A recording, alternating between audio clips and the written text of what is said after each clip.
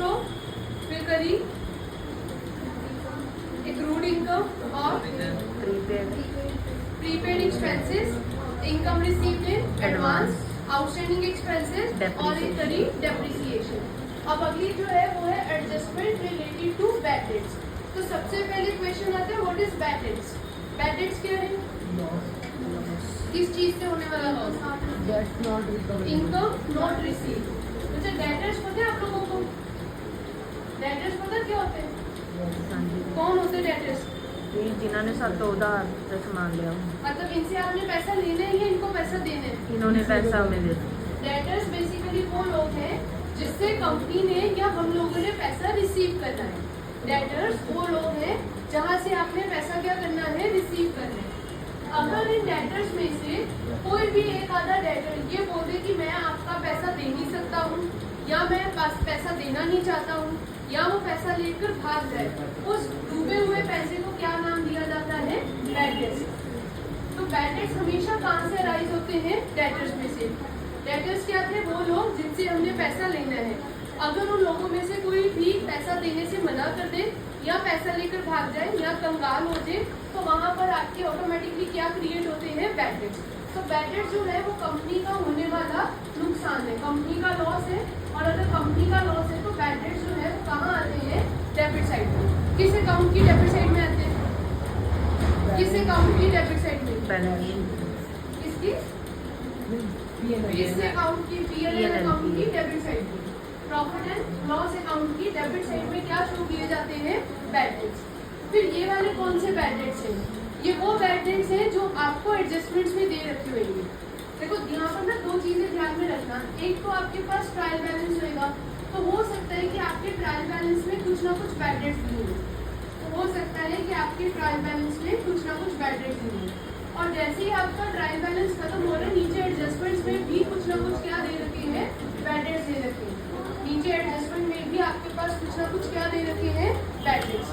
ये जो एडजस्टमेंट में दिए गए बैड डेट्स होते हैं ना, इन बैड डेट्स को बोला जाता है फर्दर बैड डेट्स, यानी और बैड डेट्स।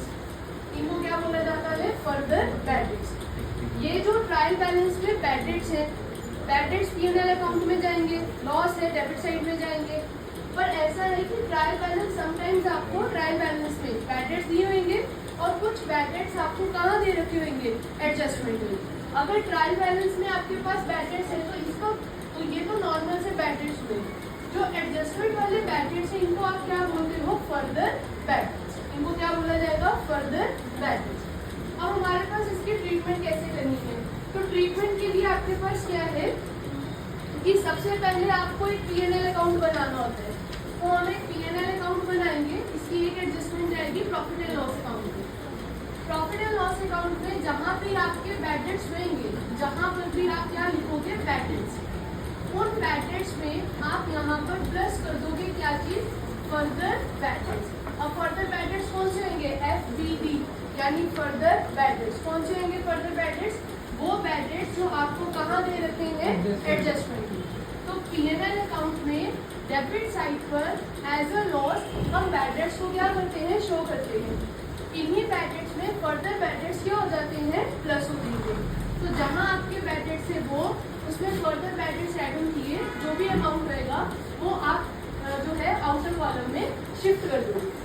यहाँ तक क्लियर हुआ कि बैड डेट्स की एक एडजस्टमेंट तो ये होगी कि बैड डेट्स पीएनएल अकाउंट में जाएंगे, 2 बैड डेट्स जो कि ट्रायल बैलेंस से लिए वो, प्लस उसमें फर्दर बैड डेट्स लेके टोटल आप यहाँ पर लिख दोगे। बैड डेट्स के रिलेटेड सेकेंड एडजस्टमेंट जो होगी वो होगी बैलेंस शीट में।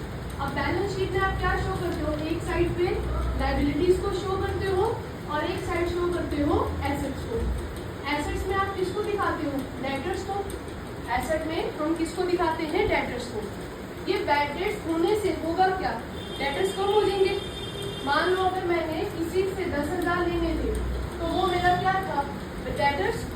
उसमें से वो कह रहे कि मैं 4,000 की पेमेंट नहीं कर पाऊंगा या वो मेरा 4,000 नहीं दे रहा, तो 4,000 मेरे क्या हो गए? Bad debts. अब मेरे पास एक्चुअल में डेटर कितने रह गए? 6,000। तो मेरे डेटर्स क्या हो गए हैं? कम हुए। यानी जो भी आपके डेटर्स हैं उसमें से अगर आप फर्दर बैड डेट्स को माइनस कर देते हो तो आपके पास आपके बचे हुए डेटर्स निकल आएंगे। हमें करना क्या है, एक चीज ये ध्यान में रखना, ये बैड डेट्स जो ट्रायल बैलेंस वाले हैं ये ऑलरेडी डेटर्स में एडजस्ट हो चुके हैं, तो आप दोबारा से यहाँ से इसको माइनस नहीं करोगे। इसमें कौन से माइनस होंगे, सिर्फ वो बैड डेट्स जो कहाँ दे रखी हैं, एडजस्टमेंट में, क्योंकि वो आपके नए बैड डेट्स हैं। तो वो फर्दर बैड डेट्स या न्यू बैड डेट जो है उसकी वजह से होगा क्या, एक तो आपका लॉस इंक्रीज हुआ, इसलिए हमने डेट्स में, बैड डेट्स में फर्दर बैड डेट्स को प्लस करके इंक्रीज हुआ लॉस अपना यहाँ पर दिखाया। दूसरा क्या हुआ, फर्दर बैड डेट्स होने की वजह से मेरे डेटर्स पहले से क्या हो जाएंगे, कम, तो मैंने डेटर्स के अमाउंट में से फर्दर बैड डेट्स का अमाउंट माइनस करके ये दिखा दिया कि अब मेरे पास इतने डेटर्स हैं, यानी इतना पैसा मैंने लोगों से अब लेना है। दोनों पॉइंट्स क्लियर है। ये है आपके बैड डेट्स, ये वो बैड डेट्स हैं जो कहाँ दिए होंगे, ट्रायल बैलेंस को। ट्रायल बैलेंस में दिए गए बैड डेट्स को बैड डेट्स ही बोला जाएगा, एडजस्टमेंट में दिए गए बैड डेट्स को क्या नाम दिया जाएगा, फर्दर बैड डेट्स। ये फर्दर बैड डेट्स मैंने यहाँ पर डेट्स में क्यों प्लस किए हैं, क्योंकि मेरे को ये दिखाना है ये मेरा लॉस है, फर्दर बैड डेट्स भी तो मेरा लॉस है, तो ये और ये लॉस प्लस होके ये मेरा टोटल लॉस बन गया, इसलिए मैंने बैड डेट्स में से फर्दर बैड डेट्स को क्या कर दिया है, प्लस कर दिया। लेकिन इस लॉस की वजह से मेरे क्या चीज कम हो गई है, डेटर्स, तो मैंने एसेट्स में जहां डेटर्स दिखाए उसमें से फर्दर बैड डेट्स को क्या कर देना है, माइनस, ये मेरे ग्रॉस डेटर्स या नेट डेटर्स आ जाएंगे। तो अब यहाँ पर ये करने के बाद हमें बनानी है प्रोविजन। तो पहले यहाँ तक एक बार नोट डाउन कर लो, फिर प्रोविजन का टॉपिक देखते हैं।